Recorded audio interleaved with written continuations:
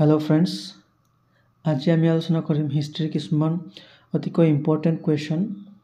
আমাৰ আহিবলগীয়া আজি থাৰ্ড গ্ৰেড আৰু ফৰ্থ গ্ৰেডৰ এক্সাম আৰু আন কম্পিটিটিভ এক্সামৰ কাৰণে এই প্ৰশ্নসমূহ অতিকৈ দৰকাৰী হ'ব বা এই প্ৰশ্নসমূহ আপোনালোকৰ কাৰণে সহায়ক হ'ব বুলি ভাবোঁ।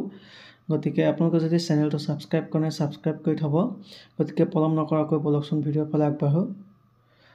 আমাৰ প্ৰথমটো প্ৰশ্ন হৈছে এই প্ৰশ্নসমূহ হিষ্ট্ৰীৰ ওপৰত। প্ৰথমটো প্ৰশ্ন হৈছে who was hanged with Maniram Dewan. Maniram দেৱানৰ লগত কাক ফাঁচি দিয়া হৈছিল? Option A Piyali Barua, option B Piyali Phukan, option C Formud Ali, option D Dutiram Barua. গতিকে শুদ্ধ উত্তৰটো হ'ব আপোনাৰ অপশ্যন এ হ'ব শুদ্ধ, পিয়লি বৰুৱা। পিয়লি বৰুৱাক দিয়া হৈছিলে মণিৰাম দেৱানৰ লগত ফাঁচি। গতিকে আমি পৰৱৰ্তী প্ৰশ্নটো চাওঁ।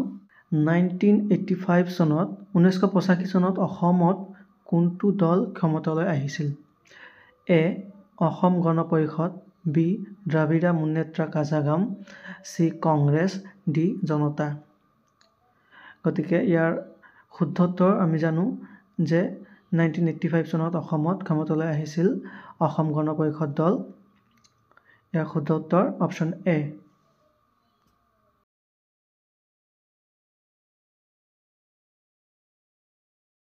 প্ৰশ্ন who was the governor of Assam during the Quit India movement.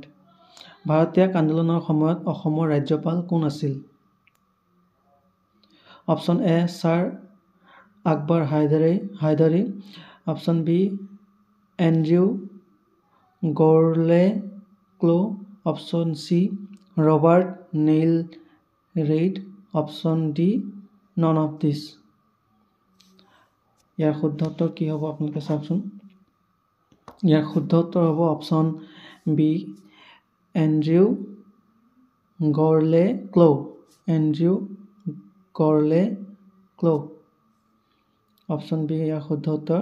তাৰপিছৰ প্ৰশ্ন কোনখন জিলা অসমৰ পৰা পৃথক কৰি পাকিস্তানক দিয়া হৈছিল? A Khulna, B Sylhet, C Chalachakar, D চট্টগাঁও।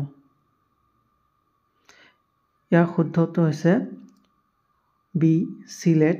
চিলেটক অসমৰ পৰা পৃথক কৰি পাকিস্তানক দিয়া হৈছিল।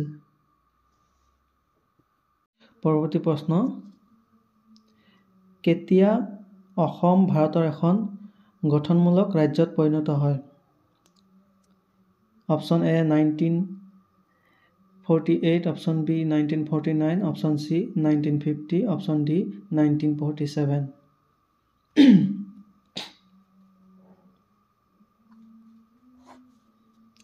ইয়াৰ শুদ্ধ উত্তৰ হ'ব 1950। অপশ্যন চি হ'ব ইয়াৰ শুদ্ধ উত্তৰ। 1950 চনত অসম ভাৰতৰ এখন গঠনমূলক ৰাজ্যত পৰিণত হয়। পৰৱৰ্তী প্ৰশ্ন অসমৰ পৰা মিজোৰাম কেতিয়া পৃথক কৰা হৈছিল? 1972, 1948, 1964, 1954।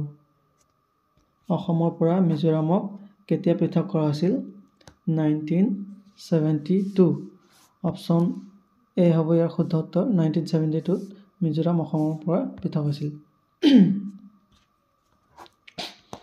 তাৰপিছত অসম চুক্তিৰ বাবে কোনটো শোধনাগাৰ স্থাপন কৰা হৈছিল? অসম চুক্তিৰ ফলত স্থাপন হোৱা শোধনাগাৰ কোনটো আছিলে? Option A Bongaigaon, option B Numaligarh, option C Digboi, option D Guwahati. ইয়াৰ শুদ্ধ উত্তৰ হ'ব অপশ্যন বি নুমলীগড়। নুমলীগড় তেল শোধনাগাৰ অসম চুক্তিৰ ফলত স্থাপন কৰা হৈছিল।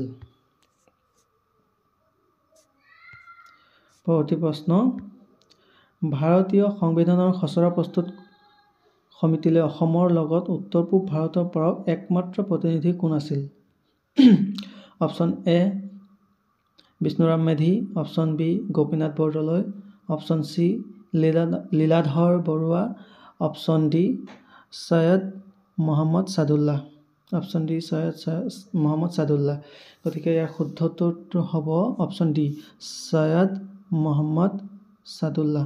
অপশ্যন ডি ইয়াৰ শুদ্ধ উত্তৰ ছাইয়াদ মহম্মদ ছাদুল্লাহ অসমৰ পৰা গৈছিল খচৰা সমিতি প্ৰস্তুত কৰিবলৈ লগতে তেওঁ গোটেই উত্তৰ পূবৰ ভিতৰত এজন আছিল একমাত্ৰ পৰৱৰ্তী প্ৰশ্ন কোন চনত ছাৰ ছাদুল্লাৰ মন্ত্ৰালয় গঠন কৰা হৈছিল কোন চনত ছাৰ ছাদুল্লাৰ মন্ত্ৰালয় গঠন কৰা হৈছিল 1950 1937 1947 1951 ইয়াৰ শুদ্ধ উত্তৰ হ'ব 1937 চনত ছাৰ ছাদুল্লাৰ মন্ত্ৰালয় গঠন কৰা হৈছিল 1937 ছাৰ ছাদুল্লাৰ মন্ত্ৰালয়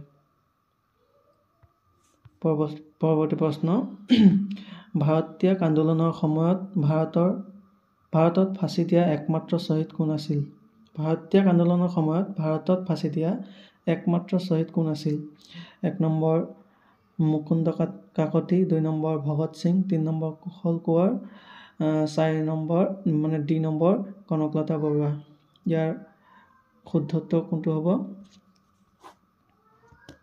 ইয়াৰ শুদ্ধ উত্তৰ হৈছে কুশল কোঁৱৰ অপশ্যন চি ইয়াৰ শুদ্ধ উত্তৰ কুশল কোঁৱৰক ফাঁচি দিয়া হৈছিল তাৰ পৰৱৰ্তী প্ৰশ্ন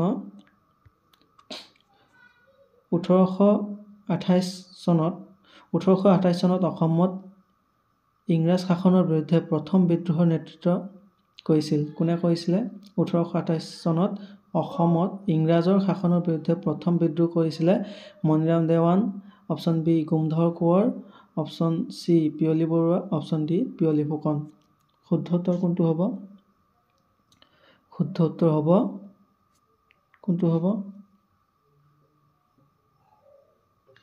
ইয়াৰ শুদ্ধ উত্তৰ হ'ব গোমধৰ কোঁৱৰ অপশ্যন বি হ'ব ইয়াৰ শুদ্ধ উত্তৰ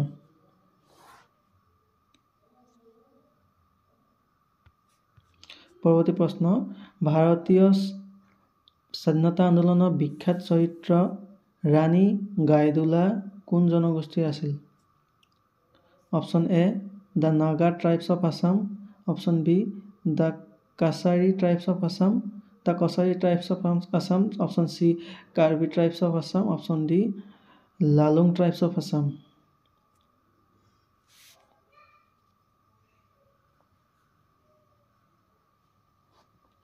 ইয়াৰ শুদ্ধ উত্তৰ হ'ব অপশ্যন এ হ'ব ইয়াৰ শুদ্ধ উত্তৰ the Naga tribes of Assam অসম লোকসেৱা আয়োগৰ কাৰ্যকৰী হ'ল অসমৰ লোকসেৱা আয়োগ APSC কেতিয়া গঠন হৈছিল কাৰ্যকৰী হৈছিল APSC অসম লোকসেৱা আয়োগ